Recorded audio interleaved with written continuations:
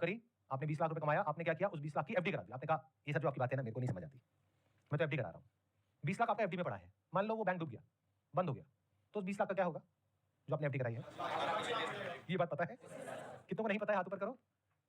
मतलब आपका 5 लाख रुपए इंश्योर्ड है, बाकी 15 लाख गया। तो जिसको आप और आपके पेरेंट्स बहुत सेफ समझते हो,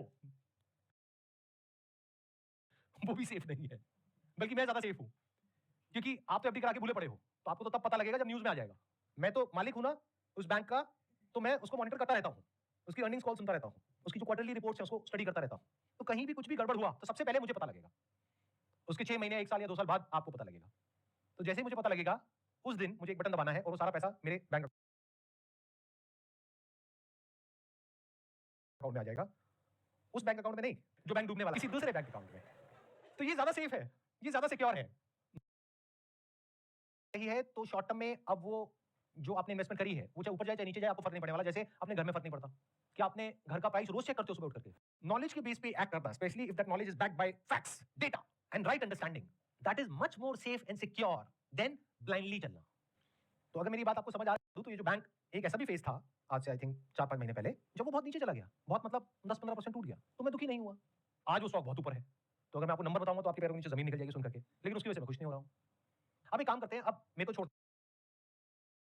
आपकी बात करते हैं। यानी 30 साल की उम्र में आपके पास में 20 लाख रुपए है, उसमें से 10 लाख रुपए आपने अपने पास में रखा, जिससे कि अगर कभी कोई प्रॉब्लम आ जाए एकदम से, तो आपके पास में इतना पैसा होना चाहिए इमीडिएटली। बचा 10 लाख रुपए, तो 10 लाख रुपए को आपने इन्वेस्ट करा। अगर मेरे स्टैंड पॉइंट से देखोगे तो ये टाइम अच्छा है बैंक में इन्वेस्ट करने के लिए, क्योंकि अगर इंडिया की इकोनॉमी को ग्रो करना है तो बैंकिंग सिस्टम को तो ग्रो करना ही पड़ेगा। तो अगर आप इंडिया की जो ग्रोथ स्टोरी है उस पर आपका विश्वास है, तो बैंकिंग सेक्टर तो ग्रो करेगा ही, बिना उसके जो इंडियन इकोनॉमी है वो ग्रो नहीं कर सकती। India is one of the fastest growing economies in the world, तो for India to grow in the next 10 years 20 years, banking system has to grow. तो ऐसे में अगर कोई न्यू एज बैंक को आप आइडेंटिफाई कर पाओ जो कि बिल्कुल परफेक्टली पोजीशनड है इसको आने वाले 5-10 साल में एनकैश करने के लिए, और आज या तो रीजनेबली वैल्यूड है या अंडर वैल्यूड है, इसको मार्जिन ऑफ सेफ्टी बोलते हैं, जहां पर आपको पता है कि पैसा डूबने की पॉसिबिलिटी ऑलमोस्ट 0% है, तो ये मेरे हिसाब से अच्छा ऑप्शन है। अगर 30% से आपका पैसा ग्रो कर रहा है ईयर ऑन ईयर, तो ये 10 लाख कितना हो जाएगा? Near about 14 times. प्लस जो आप काम कर रहे हो वहां से आपने 10 साल में कितना कमाया लाख रुपए महीने के हिसाब से? 1 करोड़ 20 लाख। और यहां से कितना कमाया? 1 करोड़ 40 लाख। उसमें से 10 लाख हटा दो जो आपने इन्वेस्ट किया, 1 करोड़ 30 लाख। इसके लिए आपने क्या किया? लेकिन किसी ने तो कुछ किया होगा तभी तो पैसा आया। किसने किया? उस कंपनी के मैनेजमेंट ने किया। अब बैंक बैंक मत बोलो बार बार, कहीं आप सारे जाकर के बैंक में पैसा लगा दो और पैसा डूब जाए, मेरे पास में आओ सर ये क्या कर दिया आपने सर। कंपनी का जो मैनेजमेंट है उसने किया, उन्होंने जो काम किया उसके लिए उनको क्या मिला? सैलरी।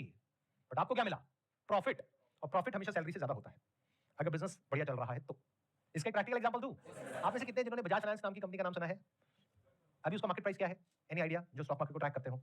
7,000 near about 7,000। आज से 10 साल पहले कितना था? यानी अभी ये 2023 चल रहा है, तो 2013 में कितने का था वो? नियर अबाउट 100 रुपए। तो 10 साल में कितना हो गया? 70 टाइम्स। 20 साल पहले कितने का था? 7 रुपए का। तो 20 साल में कितना गुना हो गया? 1000 गुना। अब ये सब सुनने में बहुत अच्छा लगता है, बट अगर आपने ध्यान से मेरी बात सुनी है, मैं इस सब के बारे में बात नहीं कर रहा हूं। इस चक्कर में क्या होता है, बहुत सारे लोग जब स्टॉक मार्केट में घुसते हैं तो इन एक्सपेक्टेशंस के साथ घुसते हैं कि हमको अगला बजाज फाइनेंस ढूंढना है जो आज 7 रुपए का हो और वो आने वाले 20 साल बाद 7000 का हो जाए। इस चक्कर में उनको जो 7 रुपए है वो भी 70 पैसे रह जाता है 20 साल बाद।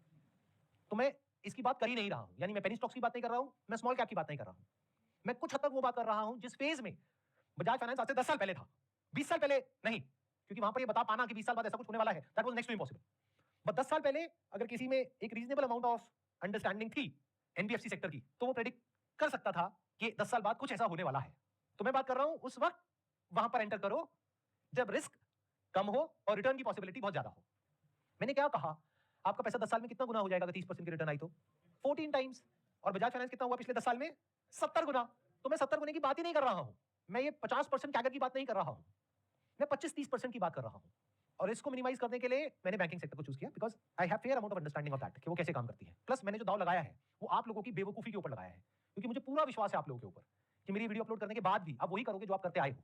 यानी जब क्रेडिट कार्ड का बिल आएगा तो मिनिमम अमाउंट देखोगे और वही भरोगे, या फिर देखोगे अच्छा 300 रुपए तो है, 10,000 पे कोई नहीं, क्या फर्क पड़ता है। तो मुझे पूरा विश्वास है आप लोगों के ऊपर। आई थिंक हिस्ट्री में पहली बार हो रहा है कि मैं अपने ही बिजनेस को खत्म करने का रास्ता आप लोगों को दिखा रहा हूं, जिसमें आपका फायदा है। क्योंकि बैंक का फायदा किसमें है? जब आप महंगे से महंगे इंटरेस्ट पे लोन लो, ज्यादा से ज्यादा, तब बैंक कमाएगा, तब मैं कमाऊंगा, because I am the owner of that bank. मेरा फायदा इसमें है।